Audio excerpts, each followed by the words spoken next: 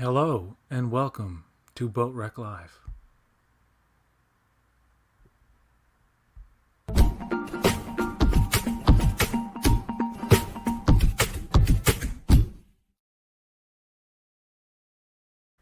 Alright, the first thing that I'm going to take a look at here today is an article from, of course, trekmovie.com, published on today, July 18th, 2021.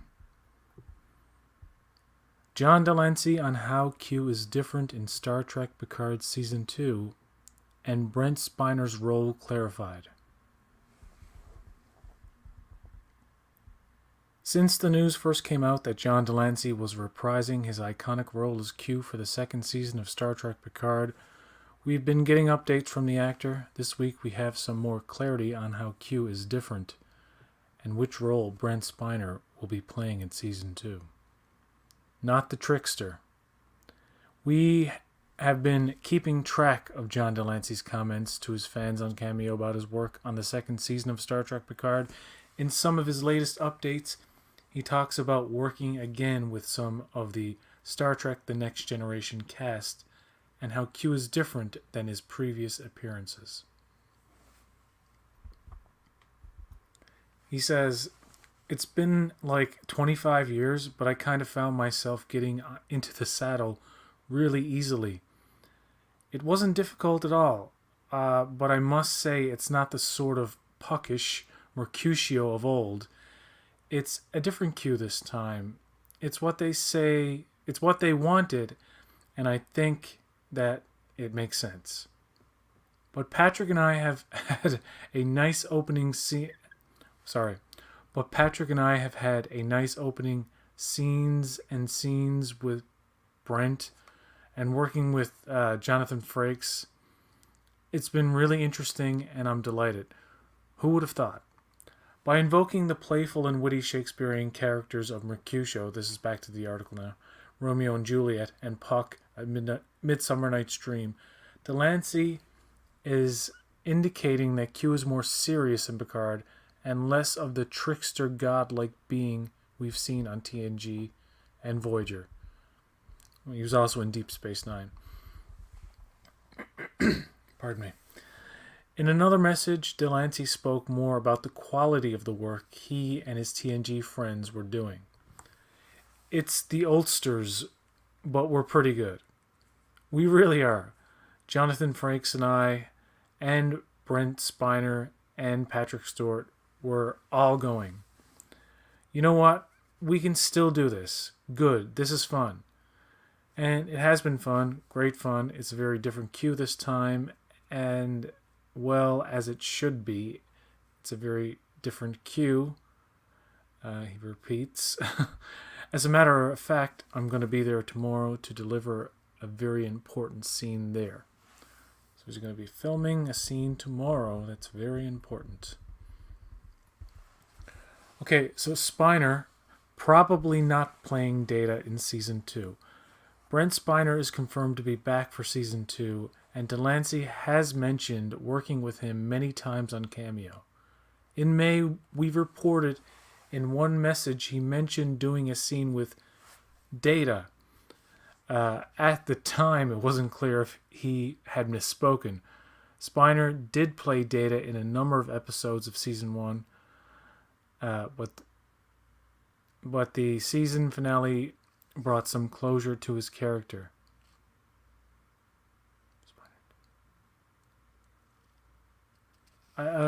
If they're saying that Spiner played Data a number of times in Season 1 of Picard, I don't think that's true. Anyway, however, with the time twisting and alternate timelines indicated in the Season 2 teaser trailer, a return for Data was at least plausible. We now have some clarification thanks to Jonathan Frakes in an interview with The Main Edge, answering a question on if he personally would be returning for Season 2. And this is the quote. "I just finished directing a couple of episodes of Star Trek Picard. I can confirm that one of our old crew, the Omnipotent Q, played by John Delancey, is in fact in both of the episodes that I direct. As for the rest of the cast, I don't know what the plan is for them. Marina Sirtis, who played Counselor Troy, and I were briefly in Picard last season. Brent Spiner, who played Data, is back in another role, but that's about as far as I can see. While Frakes didn't indicate that this other role Spiner is playing, it is likely Dr. Alton Inigo Soong, who was introduced in Season 1. After Season 1 wrapped, co-showrunner Akiva Goldsman said the Soong character was introduced to create a platform for which there could be more Brent in ensuing seasons. In theory, Brent could still play Data in another Season 2 episode not involving either Delancey or Frakes, so we can't say definitively that Data isn't back. But this at least clarifies that Delancey indeed misspoke when he said he was doing a scene with Data. So that was it for that article. I don't really want Data back. I think, they gave him 2 Swan songs already. So, let's not have another. I don't even care if it's a flashback. Let's move on from that. If Brent Spiner wants to play the human role, I think we should explore that a bit more and not worry about Data anymore, because we've had 2 types of closure on that issue. So the next article I want to talk about, from July 16th, TrekMovie.com. Star Trek Discovery Season 4 production update and first look at AR Wall virtual set.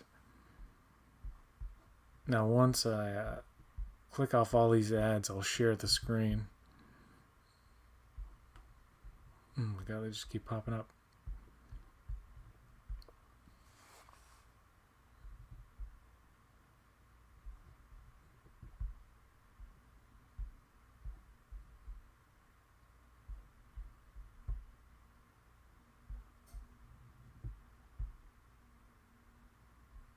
Alright, here we go. Star Trek Discovery Season 4 production update and first look at AR Wall virtual set. Oh, my computer's kind of buggy now because I'm sharing the screen. The 4th season of Star Trek Discovery started production last summer, bringing new COVID protocols, a star with a new significant rank, and some new production technology. Today we have an update on all of that. Season 4 is almost done. Series star Sonequa Martin Green is taking a break from the production this week to be in Los Angeles to promote Space Jam: A New Legacy. But in an interview with Collider, the actress offered this update on the production and what Michael Burnham's promotion means. And she says, "Well, we're just about done. We just have a little bit more to do. And it's exciting as captain now. And that's a big deal to me. And I think everybody who watches and to the history of the franchise itself. I think it's a really big deal to have a black woman as captain cemented in that lineage." Martin Green also talked up what's to come in Season 4. She says it's great. There's a lot to come for Season 4. A lot is coming everybody's way for Season 4. The actress also shared some pictures from the Space Jam red carpet on her Instagram. Looking great as always. Let's go down. Virtual Disco, a new element introduced for Season 4, is an AR Wall virtual set, which is being shared by both Discovery and Strange New Worlds. Using gaming technology and large LED screens, the actors can now perform in dynamic virtual environments, offering many advantages over using green screens. An article on American Cinematographer about how different shows are using this technology offers some details for one being used by the Star Trek productions. revealing visual effects companies Pixomondo, and has built them an LED volume with walls 30 feet high and 70 feet wide, wrapped in a horseshoe. Visual effects supervisor Jason Zimmerman, who was just nominated for an Emmy, explains this new technology is advancing how they shoot the show. Getting some in-camera on the day is so much better than green screen in many ways. One major difference in terms of workflow is that the production design and art department are a lot more involved much earlier in the process because they have to get assets ready to be photographed instead of waiting until after the shoot. He also discussed how the AR wall is especially useful in the pandemic era. In the COVID era, being able to shoot large-scale locations without having to leave the stage is a huge benefit. The LED wall is fantastic for creating environments, and on Star Trek, of course, traveling to different worlds is something we're very interested in doing. Yeah, so that was that. I like that article. I love that they're using that technology for Strange New Worlds. Let's see what other articles from TrekMovie.com. Oh, here's a good one.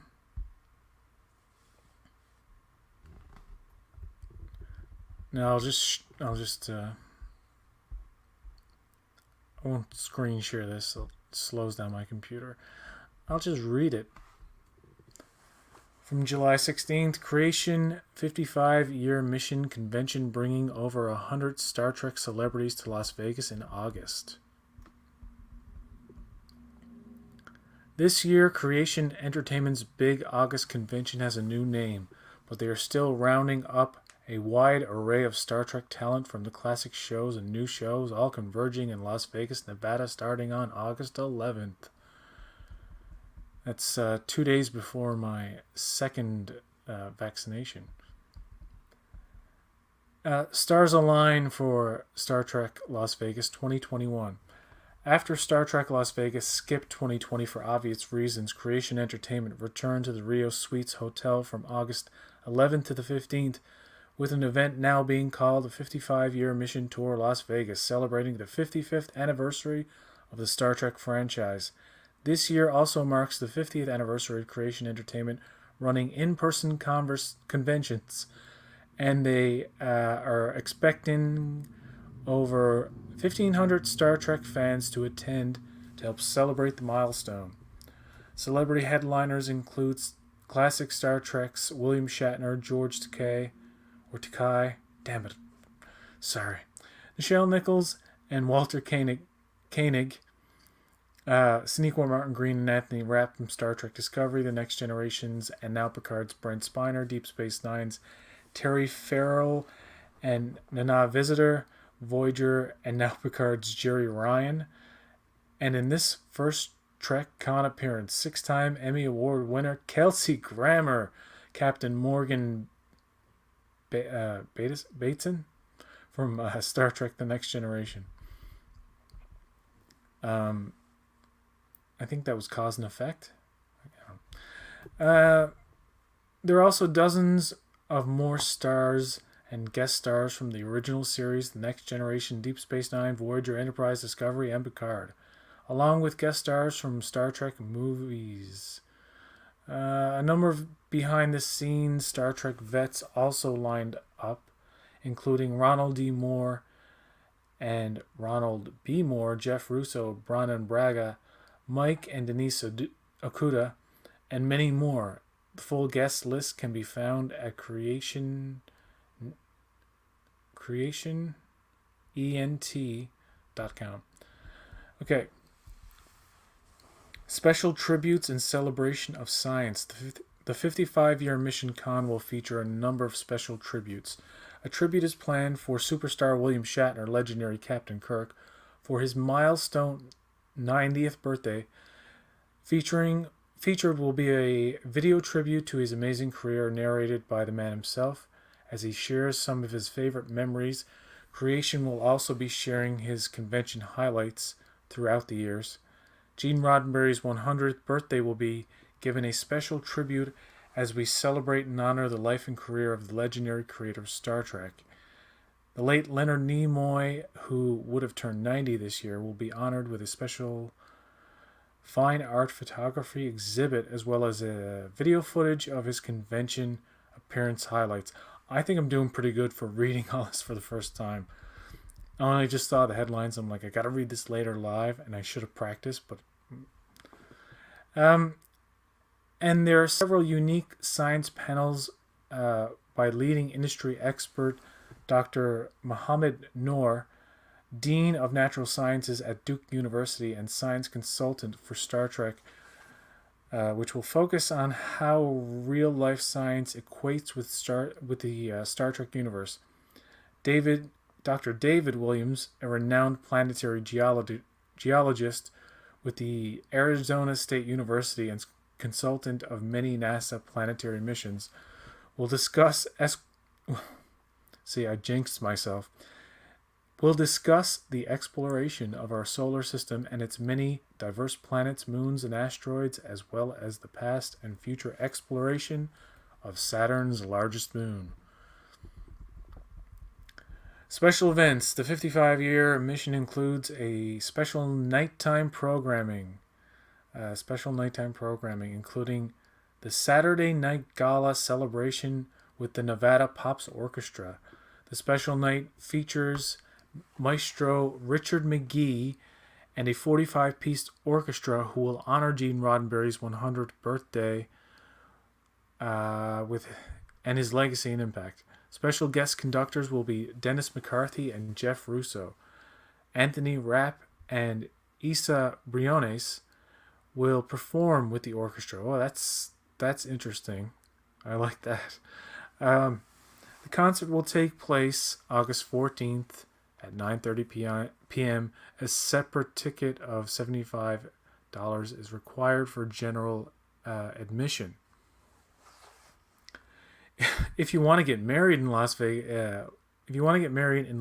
style with a little Star Trek, you can say "I do" on the original series bridge or the Next Generation's 10 forward replicas. Wedding packages start at $1,500, including ceremony and photo session at location, and can accommodate up to 50 guests. For cosplayers, Saturday offers the costume competition with celebrity judges, special onstage costume panels, the annual costume parade throughout the convention, and a number of cosplayer meetups are all scheduled. Garrick's Tailor and Repair will be returning to handle any emergency costume repairs for free throughout the weekend.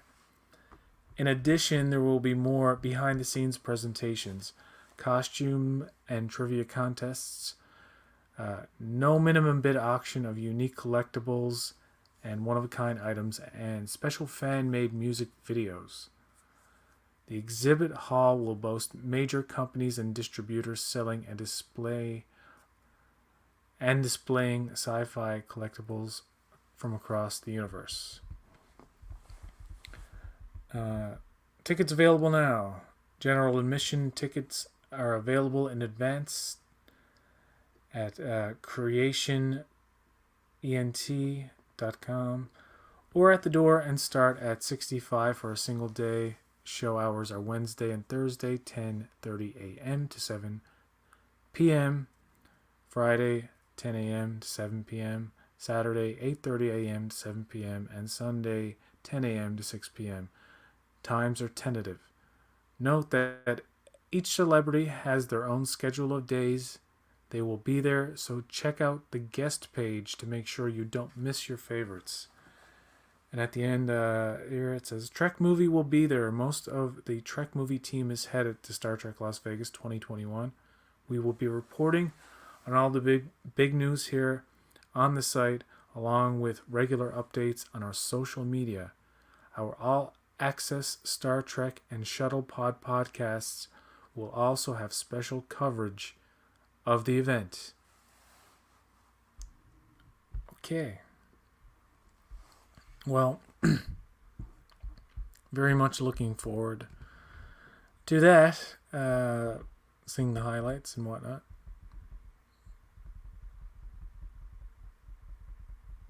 So, the very last thing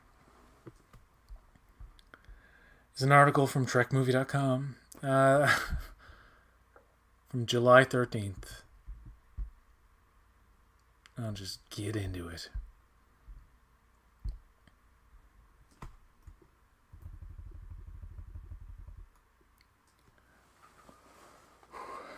WandaVision's Mac Shackman to direct 2023 Star Trek film from Captain Marvel screenwriter. In April, news broke that Paramount had set a June 2023 release date for a Star Trek feature film. We are now getting the first details about the project, including which Marvel vets are on board. Mac Shackman to captain the next Trek feature. The Hollywood trades are reporting, first on Deadline, then confirmed by Hollywood Reporter and Variety, that Paramount has made a deal with director Mac Shackman to helm their next Star Trek feature film. This would be the top secret untitled project produced by J.J. Abrams, and we reported on it in April, which Paramount set for a June 9th, 2023 release date. According to Deadline, the project is now moving at warp speed, with a script already written and plans to begin production next spring. Shackman is an award-winning director for his extensive work on theater and television, including helming episodes of 6 Feet Under, House, Game of Thrones, and Succession.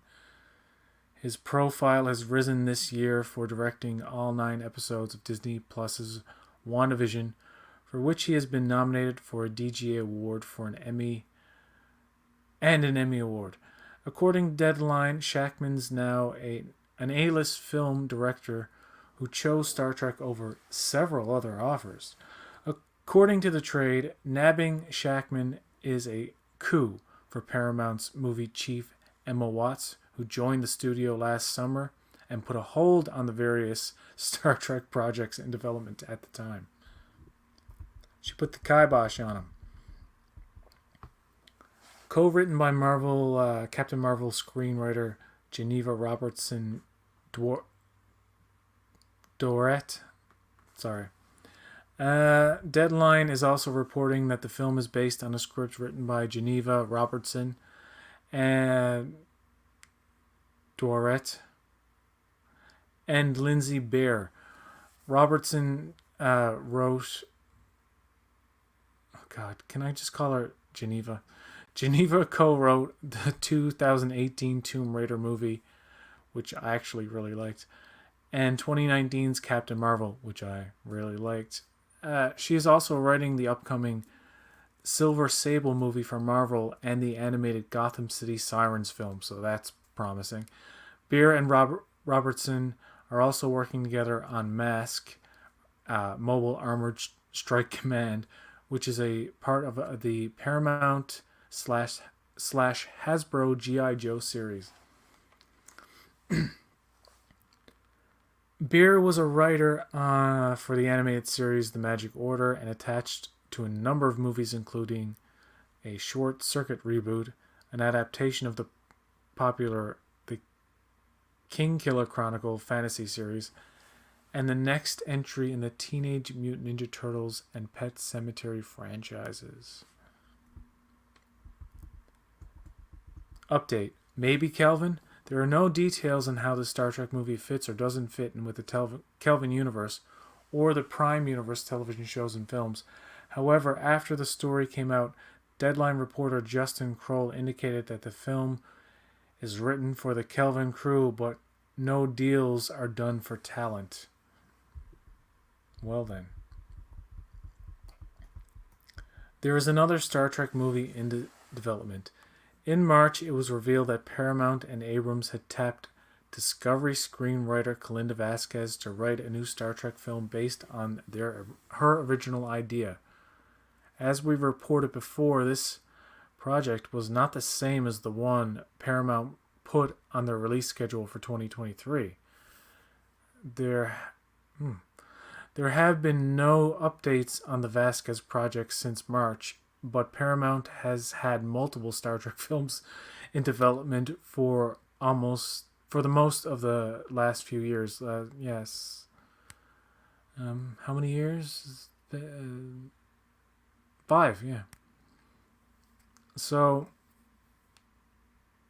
there have been no updates on the Vasquez project since March, but Paramount has had multiple Star Trek films in development for most of the last few years, which has become commonplace for other film franchises.